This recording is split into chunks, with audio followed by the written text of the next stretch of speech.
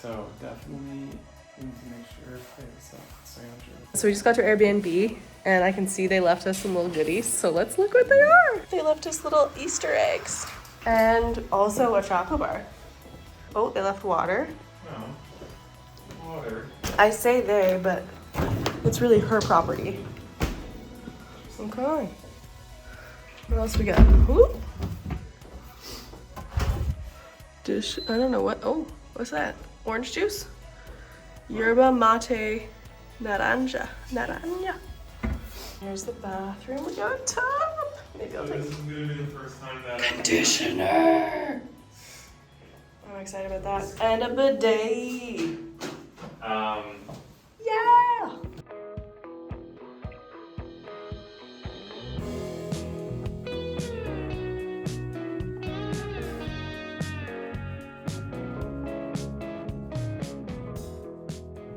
Hey guys, it's our first full day in Argentina. So this morning we went for a little bit of a walk around, got to check the place out, had some nice little light breakfast at a cafe, and then we went and did a grocery. Now we are going for a little bit of a walk for two reasons. One is we were trying to find bug spray, which I guess there is like none in the city, and I guess the mosquitoes are really bad right now. Not I guess, the mosquitoes are really bad right now. And then secondly, we're heading somewhere special.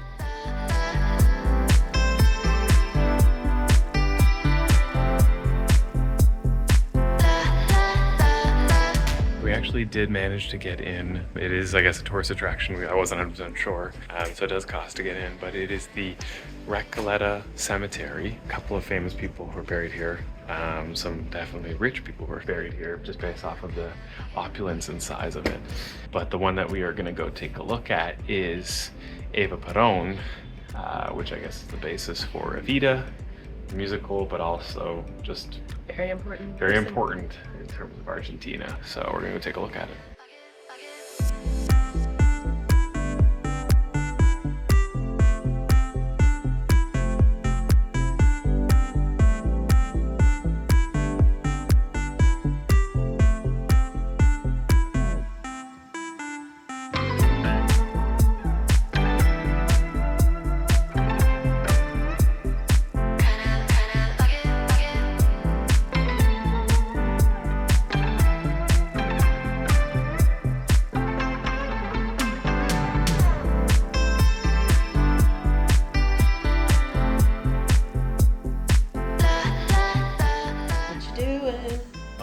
So we are actually booking our ticket home, like home. We have the American Express Aeroplane Reserve credit card, and because of us using it last year, we got what they call the annual worldwide companion pass. So it means that in short, for the second person flies for a flat rate. So just for an example, to fly home to Fredericton from Sydney, Australia, it's $2,300 plus. With the companion pass, the second person, it's $600 just for that second person. So $2,300 for one of us, $600 for the other. We save about $1,700. The only downside is we get it when our credit card year goes up, and then it's only good for, I think, a year. So we got it last year and it expires in 2 days. In short, I am literally booking our ticket home to Fredericton. We will be leaving Australia on Monday, February 10th, and landing at 12:30 in the morning, technically on Tuesday, February 11th.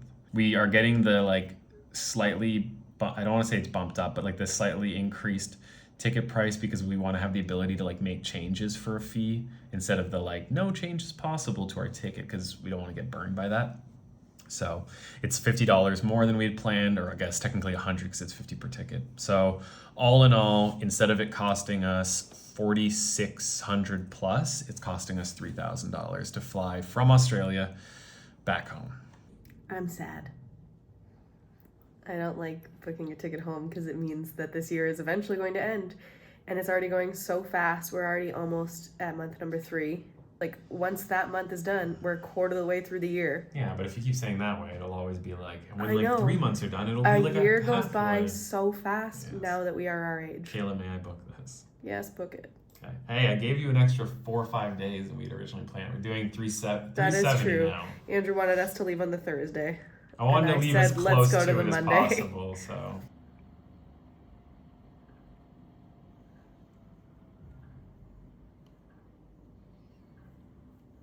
So the back, so pretty much, obviously, I don't think it's a surprise. You have all the first class lay down seats, premium, economy, but then the economy ones have these like all the front rows are the best.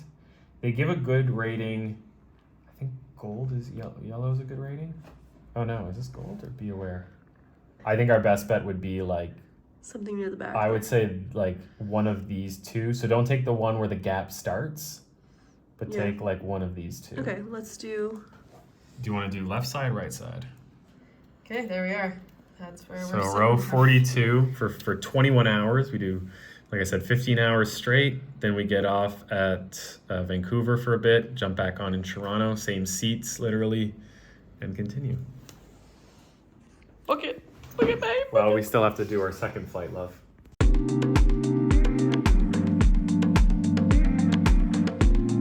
Hey, it is Tuesday after work, and we are going on a little walk.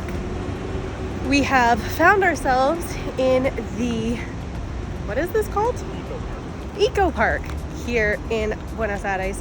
And what this is a biodiverse park that used to be a zoo, from what Andrew understands. Yeah, and it's also like part botanical garden. Part botanical garden.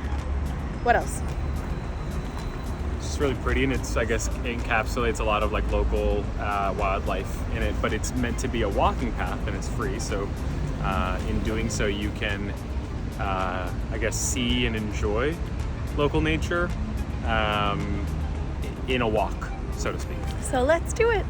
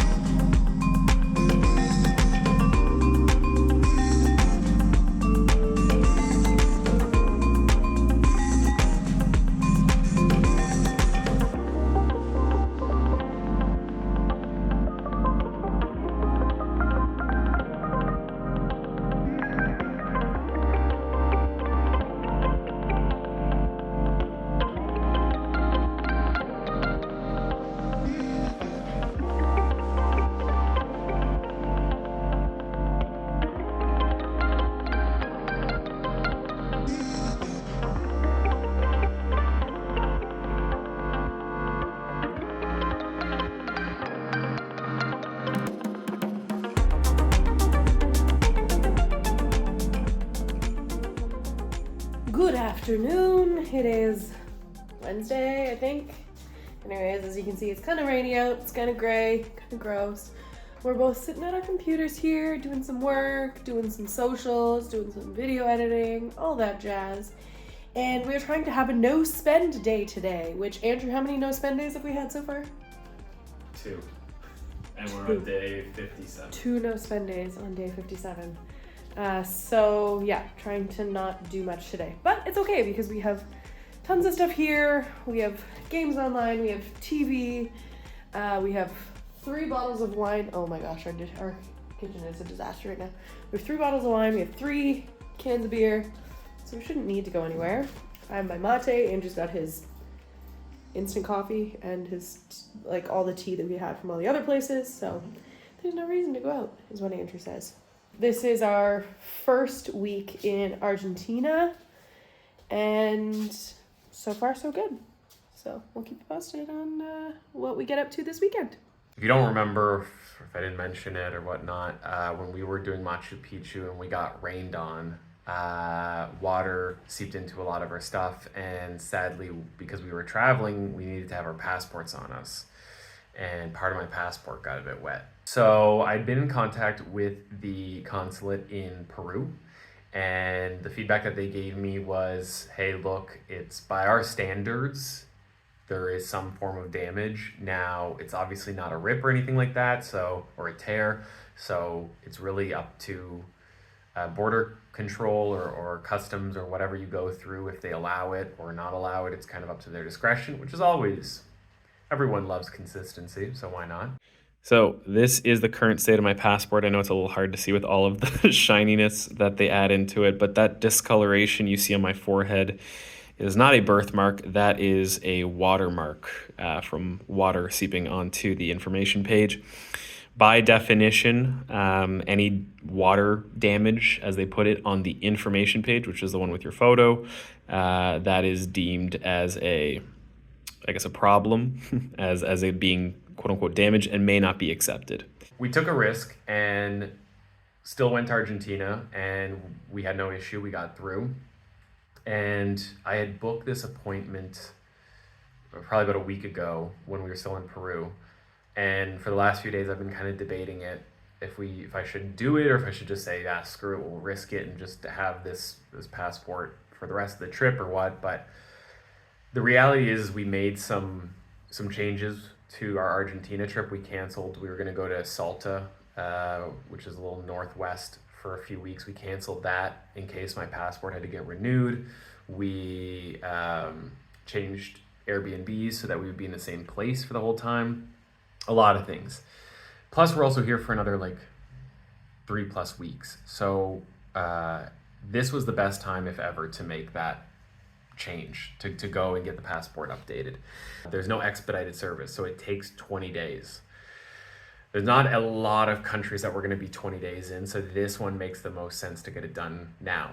It sucked that it happened, especially this early in the trip, but we got very fortunate with our next location, which is Argentina, that we have the space to do that. Bright and early, I have a 9 a.m. appointment. I'm going to go to the consulate. I won't be able to record any of it because they specifically say that phones are generally not permitted in these buildings, but I will keep you all posted on how that process goes.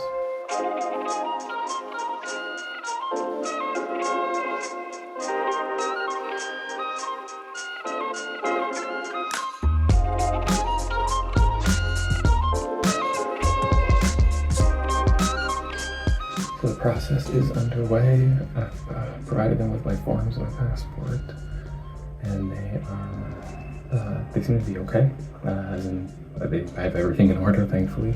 So I am out. I'm done. They have my passport. So weirdly enough, I am a man without a passport in a foreign country. They'll contact me if there's any issues, but otherwise they'll contact me when the passport's in. And I will say the one saving grace is that we stayed at the Aloft in Miraflores where there was a printer. There's a lot of these forms you gotta print out, and when you're traveling, you don't always have access to a printer or can easily find one. So this was like a lifesaver to be able to print out these forms and get them done ahead of time.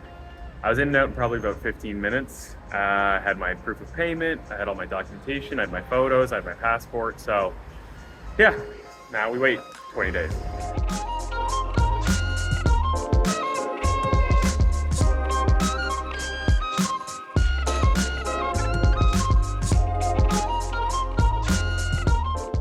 It's Saturday. Andrew is in full day meetings with the Alumni Society for UNB, and he finally has a break for lunch. So I need to get some new face cream because I'm all out, and I might go grab a coffee. we're just kind of So exploring for a bit. it's beautiful weather, so we're gonna go outside. Yeah.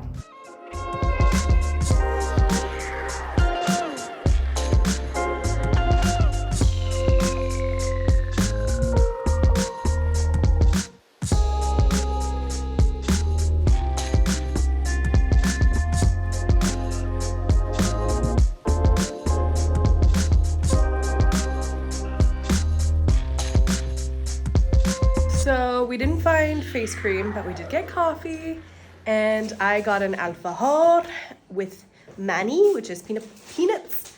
And Andrew picked up some empanadas. So we're having a little picnic. Yeah, the empanadas are like $1 each. So like, Yummy, worth yummy. it.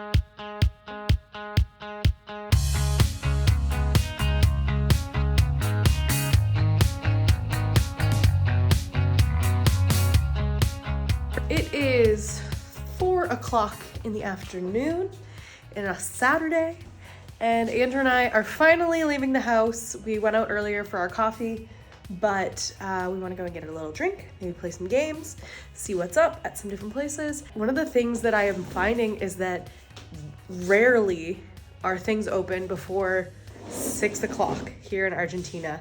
It's like everyone, I don't know what they do during the day, but a lot of like bars and restaurants and stuff don't open till 5 or 6.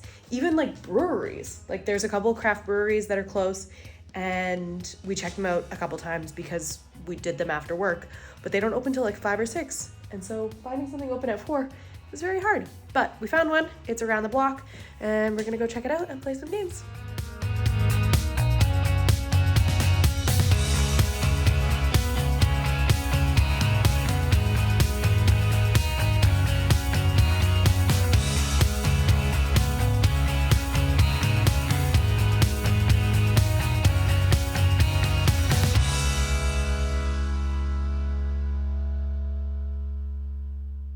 So it is the evening. We just finished some beers at the last place we went to, and Andrew actually had to leave to get some cash so that we could actually get the beers there.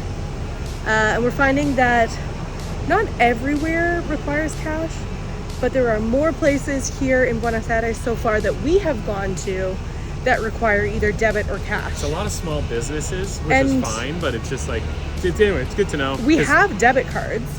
but They just don't I seem to work here, so Yeah. we need to like activate them. I don't even know or if make we them can. work. I'm not sure if have we to- 'cause they're can. not international. So anyway, we'll have to see. But either way, it's required more cash in this than Peru. So the other thing is that the smallest bill here is 1,000 bill, Yep, and that really isn't a ton of money. Like 1,000 is, $1.50. yeah. Canadian. So you're carrying around It's gigantic like you're wads of carrying around cash a bunch all of the loonies, time. but And for when you're $1. taking money out, you're taking out a giant amount because you don't want to pay the $7, $8 fee every single time. Yeah. So just something to note.